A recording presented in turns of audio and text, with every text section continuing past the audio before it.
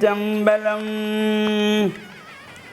இடரினும் தளரினும் எனதொரு நோய் தொடரினு மூனக்கடல் தொழு தெளிவேன்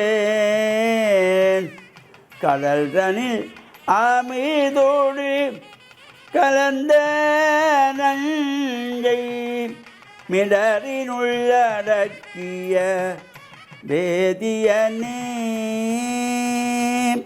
இதுவோ எமையாளுமாறு ஈவதொன்றமர்க்கில்லையே, அதுவோ உனதின் அருள் ஆவடி துறை அரணே.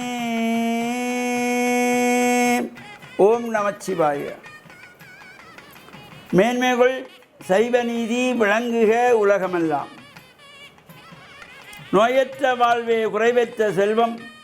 அந்த நோய் நொடிகள் இல்லாத வாழ்வுகின்ற உலக மக்கள் எல்லோரும் வாழ வேண்டும் என்று கலியுகத்தின் காந்தமலை ஜோதியாகிய சபரிமலை சுவாமி ஐயப்பனுடைய திருவடிகளை சிறந்தாழ்த்தி டான் தமிழொலி ஓம் தொலைக்காட்சி நேயர்கள் அனைவருக்கும் சர்வதேச இந்து மத குருபீடம் அகில இலங்கை சபரிமலை ஸ்ரீ சாஸ்தாபுரத்தின் சார்பில் இனிய வணக்கங்களும் நல்லாசிகளும். என்றும் மங்களகரமான குரோதி வருஷம் ஐப்பசி மாதம் 27ஆம் நாள் 13/11/2024 புதன்கிழமை. இன்று மலர்ந்திருக்கின்ற இன்றைய பொழுதும் நம் எல்லோருடைய வாழ்விலும் எல்லா விதமான சிறப்புகளும் வெற்றிகளும் கிடைக்க பிரார்த்தித்து, இன்று புதவாரம் என்கின்ற புதன்கிழமை. பொதுவாகவே இந்த கிழமைகளுக்குள்ளே ஒரு அற்புதமான சிறப்பை தரக்கூடிய நாள் இந்த புதன்கிழமை. பொன் கிடைத்தாலும் புதன் கிடைக்காது என்பார்கள். நாங்கள் நல்ல காரியங்களை செய்வதற்கு ஒரு சுப முகூர்த்தத்தை இருக்கின்ற பொழுது இந்த புதன்கிழமை அமைந்தால் அது ஒரு அற்புதமானது என்ற சிந்தனை ஒவ்வொருவருக்கும் பெற வேண்டும். இன்று பிரதோஷ விரத அனுஷ்டானத்தோடு கூடிய நாள். சிவன் ஆலயங்களிலே பிரதோஷ காலத்தில் நடைபெறுகின்ற பூஜை வழிபாடுகள் உற்சவங்களும் கலந்து இறைவர்கள் எல்லாம் பெறுகின்ற வகையிலே அமைந்திருப்பது. அங்கே இந்த பிரதோஷ காலத்திலே நாம் பலமை போல கோவிலை பலமாக பூர்ணமாக சுற்றுவதல்ல. நந்தியம்பெருமாளத்திலிருந்து ஆரம்பித்து பலமாக கோமுகை வரையிலே மீண்டும் நந்தியம்பெருமானத்தில் மீண்டும் கோமுகை, இவ்வாறு 3 தரம் சோமசூத்திர பிரதட்சணம் என்று சொல்லுகின்ற வகையிலே இந்த வழிபாடும் பிரதோஷ உற்சவத்திலும் கலந்து கொள்வதோடு நந்தியம்பெருமானுக்கு இந்த அபிஷேகங்கள் தீபாராதனை நடைபெறுகின்ற பொழுது இந்த நந்தியினுடைய 2 கொம்புகளுக்கும் நடுவிலே தரிசனம் செய்தால் இறைவன் ஆனந்த தாண்டவம் ஆடுவாராம்.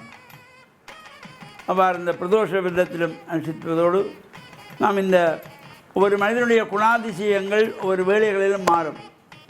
இப்போ காலையிலே ஒருத்தர் சொன்ன ஒரு சொல்லை மாலையிலே நான் அப்படி சொன்னேனா இல்லையே என்று மாற்றி சொல்லக்கூடும். காரணம் என்னென்றால் இந்த காலையிலே இருப்பது சாத்வீகமான குணம், மாலையிலே வருவது தாமச குணம், பகல் பொழுதிலே இருக்கிறது ராட்சச குணம். அதனாலே தான் நாம் இந்த காலையிலே நமக்கு லேசான உணவுகள், ஒரு இடியப்பமோ ஒரு ரொட்டியோ ஒரு தோசையோ சாப்பிட்டால் பசி அடக்கி கொண்டு வேலைகளை செய்யலாம். ஆனால் பகல் பொழுது அப்படி அல்ல. பகல் பொழுதிலே சாதம், கறி, குழம்பு, ஊறுகாய், மோர், தயிர் என்று பலவற்றை கேட்கும். இந்த ராட்சச குணம். இந்த பகல் பொழுதிலே 2 இடியப்பத்தை சாப்பிட்டுட்டு நாம் வேலை செய்ய முடியாது. எனவே அந்த ராட்சச குணமான நேரம் பகல் பொழுது. மாலையிலே தாமச குணம், சற்று கொஞ்சம் சோர்வடைகிற மாதிரி. இப்போ சூரியன் உதித்து உச்சியிலே மறைகின்ற வேளை, அப்போ மீதாவது லேசான உணவுகளை உண்டு கொள்ளுவார்கள். இவ்வாறு இந்த காலங்களைத்தான் இந்த 3 வேளையாவது ஆலயங்களிலே மணியோசை கேட்டு பூஜைகள் நடக்க வேண்டும் என்பதற்காக பல ஆலயங்களில் இந்த 3 கால பூஜை தவறாமல் நடந்து கொண்டிருக்கும். அவ்வாறு இந்த பூஜைகளை நாமும் கலந்து அந்தந்த நமக்கு ஏற்படுகின்ற குணாதிசயங்களுடைய சிறப்புகளையும் அறிந்து இறையருளையும் பெற்று மண்ணில் நல்ல வண்ணம் வாழவும் சபரிமலை சுவாமி ஐயப்பனுடைய விரத ஆரம்பம் வருகின்ற சனிக்கிழமை இன்னும் 2 நாட்கள் இருக்கிறது. அகில இலங்கை சபரிமலை சாஸ்தாவிடத்தினுடைய 44வது ஆண்டு விழாவாக இந்த மகர ஜோதி பெருவிழா கொழும்பு 13 அமைந்திருக்கின்ற கமலா மோடி மண்டபத்தில் வெகு சிறப்பாக வழமை போல நடைபெற இருக்கின்றது. இந்த உற்சவங்களில் கலந்து இறையருளை பற்றி மண்ணில் நல்ல வண்ணம் வாழ ஓம் தொலைக்காட்சி லேண்ட் தமிழொலி நேயர்கள் அனைவருக்கும் சர்வதேச இந்து மத குறிப்பிடம் அகில இலங்கை சபரிமலை ஸ்ரீ சாஸ்தாபுரத்தின் சார்பில் நல்ல ஆசிகளை கூறிக்கொள்வதில் மனமகிழ்வு கொள்கிறோம். சர்வே ஜனாக சுகினோம் பவந்து சமஸ்த மங்களானி சந்து சுபம்.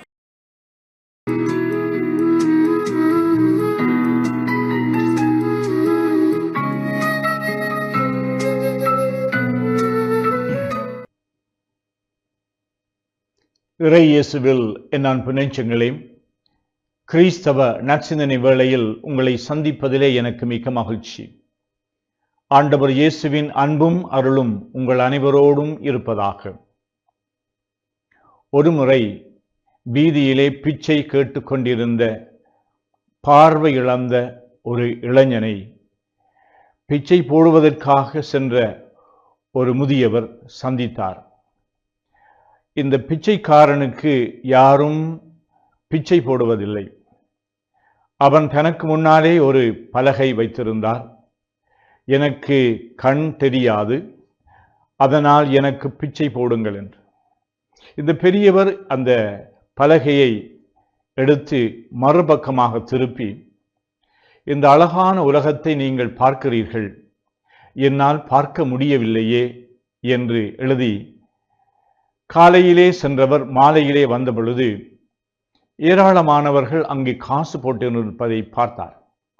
அப்பொழுது இந்த பிச்சைக்காரன் இந்த முதியவர் இவர்தான் என்று சொல்லி, என்ன ஐயா இந்த பலகையிலே எழுதியிருக்கின்றீர் என்று கேட்ட பொழுது, நீ இதிலே எழுதியிருந்தாய், உன்னுடைய கண் பார்வை இல்லாததினாலே பிச்சை எடுக்கின்றேன் என்று. ஆனால் நான் அதை மாற்றி இந்த அழகான உலகத்தை பார்ப்பதற்கு உங்களால் முடியும், என்னால் முடியவில்லையே என்று எழுதினேன் என்றார். அதாவது இந்த உலகத்தை நாங்கள் எப்பொழுதும் அனுகூல ரீதியாக வாழ்வை நம்பிக்கையோடு பார்க்க வேண்டும். இந்த பலகையிலே எழுதியிருந்த இந்த கூற்றை பார்த்தவர்கள் அழகான உலகத்தை தாங்கள் காண்கின்றதாக அவர்கள் மகிழ்ச்சி அடைந்தார்கள். அந்த மகிழ்ச்சியிலே இந்த இளையவர் பிச்சைக்காரன் கலந்து கொள்ள முடியவில்லையே என்று அவர்கள் தங்களுக்குள்ளே ஒரு நன்றி உணர்வை பிறப்பித்தார்கள். நன்றி என்பது ஒரு அழகான மதிப்பீடு ஆகும். ஒவ்வொரு மனித இதயத்திலேயும் இருக்க வேண்டிய பண்பு நன்றி உணர்வு ஆகும்.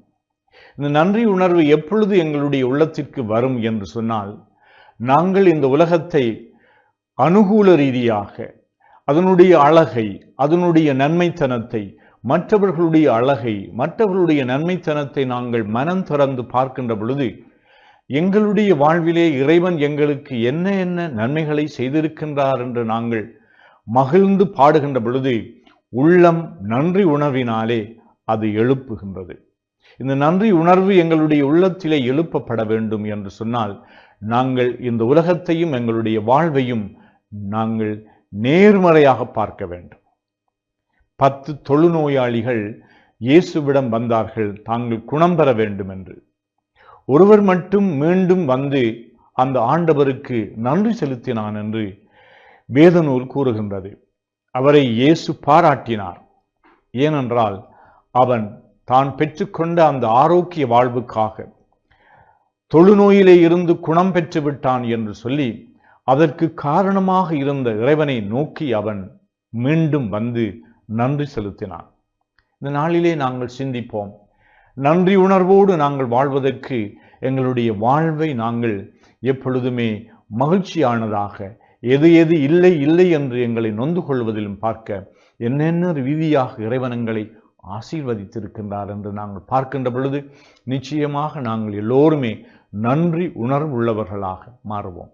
இந்த வரத்தை இறைவன் உங்களுக்கு தர வேண்டும் என்று வேண்டி நிற்கின்றேன். ஆமேன்.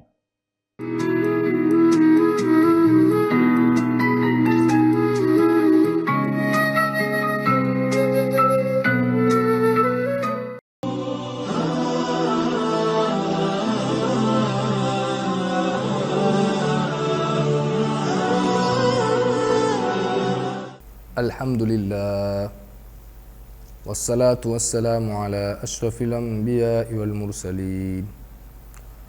A'udzu billahi minasy syaithanir rajim. Bismillahirrahmanirrahim. Was-samaa'i wat-tariq. Wama adraka mat-tariq. An-najmu ats-tsaqib. إن كل نفس لما عليها حافظ فلينظر الإنسان مما خلق من ماء دافق صدق الله العلي العظيم. கண்ணியத்துக்குரிய அன்பார்ந்த நேயர்களே, நல்லுள்ளங்களே,